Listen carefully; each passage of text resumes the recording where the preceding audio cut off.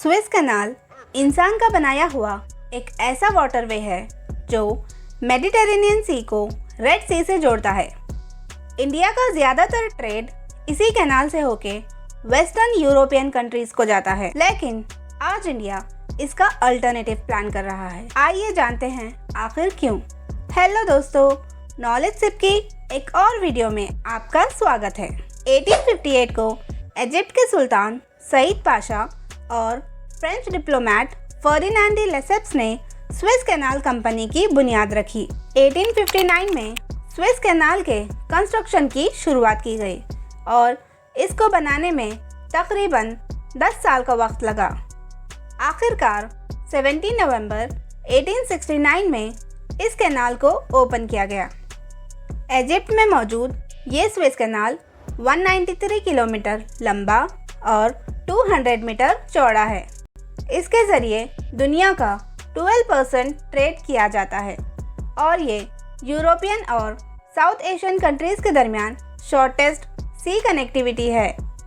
Asian ships को European countries तक पहुंचने के लिए अफ्रीका के केप ऑफ गुड होप से होकर गुजरना पड़ता था, जो कि एक बहुत ज़्यादा टाइम कंज्यूमिंग रास्ता था और इससे रिसोर्सेज की भी वेस्टेज होती थी। इंडियन ओशन और साउथ अटलांटिक ओशन की वेदर कंडीशन इस सफ़र को और भी मुश्किल बनाती थी। जहां स्वेज कैनाल बनने से पहले केप ऑफ गुड होप के ज़रिए मुंबई और लंदन के बीच दूरी 17,000 किलोमीटर थी, वहीं स्वेज कैनाल बनने के बाद ये दूरी सिर्फ 10,000 किलोमीटर रह गई। इजिप्शियन गवर्नमेंट की जानिब से 2014 में इस कैनाल को एक्सपेंड किया गया, जहां पहले एक दिन में 49 शिप्स इस कैनाल से गुजरा करती थी। एक्सपेंशन के बाद इसकी कैपेसिटी 97 शिप्स पर डे हो गई। इस कैनाल का रास्ता जितना आसान समझा जा रहा है उतना आसान भी नहीं है। स्वेज कैनाल की गहराई ज़्यादा ना होने की वजह से कभी कभार कई जहाज़ इसमें फंस जाते हैं। ऐसा ही एक वाक़या मार्च 2021 में पेश आया, जब एवरग्रीन नामी कंपनी का एक एवरगिवन जहाज़ चाइना के शेंजन से निकलकर स्वेज कैनाल से होता हुआ नेदरलैंड जा रहा था। तभी हवा के तेज़ बहाव की वजह से ये जहाज़ स्वेज कैनाल में फंस गया। इस जहाज़ की लंबाई 400 मीटर थी और इसमें मौजूद कंटेनर्स का वज़न 3,50,000 टन था। ये वज़न इतना ही है जितना कि 2000 बोइंग 747 जैसे एयरक्राफ्ट्स। ये जहाज़ तकरीबन 6 दिन तक स्वेज कैनाल में फंसा रहा, जिसकी वजह से अथॉरिटीज़ को 57 बिलियन US डॉलर का नुकसान उठाना पड़ा और सारी दुनिया के ट्रेड में उथल पुथल देखी गई। इससे पहले स्वेज कैनाल को कई बार ब्लॉक किया गया था, चाहे वो 1956 से 1957 का स्वेज क्राइसिस हो या फिर 1967 और 1973 की अरब इजरायली वार्स। ऐसे में जब पूरी दुनिया का ट्रेड इससे अफेक्ट होता है तो भला भारत इससे कैसे अनटच रह सकता है। यही वजह है कि इंडिया इस रूट के अल्टरनेटिव ढूंढ रहा है। ऐसा ही एक अल्टरनेटिव INSTC हो सकता है।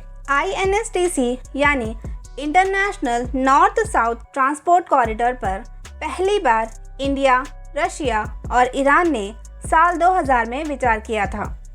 इस प्रोजेक्ट में मल्टीमोड नेटवर्क जैसे शिप, ट्रेन, रोड का इस्तेमाल किया जाएगा। इंडिया इस ट्रेड रूट के ज़रिए ईरान और रशिया के साथ साथ कई यूरोपियन कंट्रीज से भी वेल कनेक्टेड रह सकता है। 16 मई 2002 को सेंट पीटर्सबर्ग में INSTC प्रोजेक्ट के लिए एग्रीमेंट पर साइन किया गया था। आज ये एग्रीमेंट इवेंचुअली 13 कंट्रीज़ के साथ रेक्टिफाइड है, जिसमें India, Russia, Iran, Azerbaijan, Belarus, Bulgaria, Armenia, Kazakhstan, Kyrgyzstan, Oman, Tajikistan, Turkey और यूक्रेन शामिल है। INSTC का एम टाइम और कॉस्ट दोनों को रिड्यूस करके यूरोपियन और साउथ एशियन कंट्रीज़ के बीच ट्रेड को प्रमोट करना है। एस्टिमेशन के अकॉर्डिंग जहां स्वेज कैनाल के ज़रिए इंडिया और रशिया के दरमियान गुड्स ट्रांसफ़र करने में 40 दिन लगते हैं, वहीं INSTC के ज़रिए ये टाइम 40 दिन से 15 दिन का हो सकता है।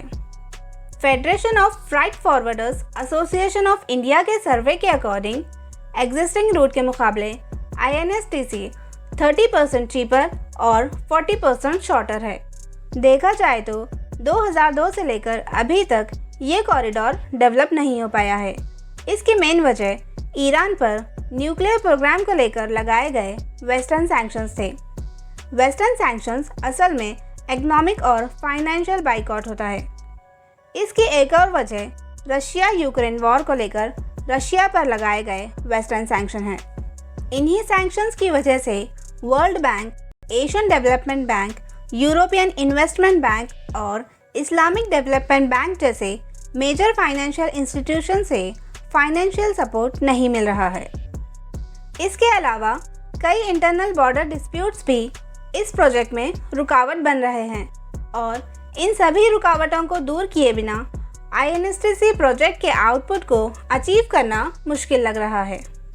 अब देखना ये होगा कि क्या भारत इस प्रोजेक्ट को सक्सेसफुली कंप्लीट कर पाएगा। आज की वीडियो में बस इतना ही। इसी तरह और इन्फॉर्मेटिव वीडियोस के लिए नॉलेज सिप को सब्सक्राइब कीजिए और इस वीडियो को लाइक और शेयर ज़रूर कीजिए। धन्यवाद।